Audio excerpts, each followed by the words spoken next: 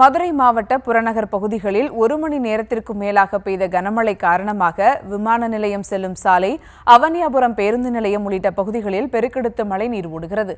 கூடுதல் விவரங்களோடு இணைகிறார் செய்தியாளர் விக்னேஷ். வணக்கம் விக்னேஷ், விவரங்கள். நிச்சயமாக சுபா. அதாவது மதுரை திருப்பரங்குன்றம் புறநகர் பகுதிகளில் சுமார் 1 மணி நேரத்துக்கு மேலாக மாலை வேளையில் மழை கொட்டி தீர்த்த நிலையில், இதனால் விமான நிலையம் செல்லக்கூடிய சாலைகளில் குளம் போல் மழைநீர் தேங்கி நிற்பதால் வாகன ஓட்டிகள் மிகுந்த சிரமத்திற்குள்ளாகி வருகின்றனர். மதுரையில் கடந்த சில நாட்களாக வெயில் வாட்டி வதைத்த சூழலில் மாலை வேளையில் திடீரென 1 மணி நேரத்திற்கு மேலாக கனமழை பெய்து வருகிறது. இந்த நிலையில் அவனியாபுரம் பேருந்து நிலையம், மாநகராட்சி அலுவலகம், விமான நிலையம் செல்லக்கூடிய சுமார் 1 கிலோமீட்டர் தொலை உள்ள சாலைகளில் மழைநீருடன் கழிவுநீர் தேங்கி நிற்பதால் வாகன ஓட்டிகள் மிகுந்த சிரமத்திற்குள்ளாகி வருகின்றனர். இதைத் தொடர்ந்து திருப்பரங்குன்றம், அவனியாபுரம், விமான நிலையம், வில்லாபுரம் உள்ளிட்ட பகுதிகளில் மழை பெய்து வருவதால் ஆங்காங்கே சாக்கடை நீருடன் கழிவு நீருடன் மழைநீர் தேங்கி நிற்பதால் சுகாதார சீர்கேடு ஏற்படுவதாக குற்றச்சாட்டு எழுந்துள்ளது.